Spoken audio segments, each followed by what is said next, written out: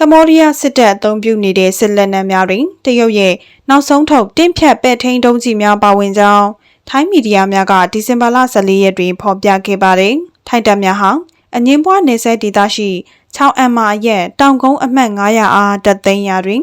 ယခု2025ခုနှစ်အစပိုင်းကမှတရုတ်မှထုတ်လုပ်ခဲ့သည်ဟုအတည်ပြုခဲ့သောအလေးချိန်52ကီလိုဂရမ်တန်ကြေးအပြင်ဘတ်3.53သန်းတန် GAM-102R တင့်ဖြတ်ဒုံးကျည်များကိုတင်စီမိခဲ့ခြင်းဖြစ်ပါတယ်။ထိုဒုံးကျည်များဟာအမေရိကန်ထုတ် FGM-148 Javelin တင့်ကားဖြတ်ဒုံးပုံစံအတိုင်းတူပါထုတ်လုပ်ထားခြင်းဖြစ်ကာတင်ကားဖြတ်စည်းခြင်းသာမကဘန်ကာများကိုပါချိန်မုံတိုက်ခိုက်နိုင်စွမ်းရှိတယ်ဟု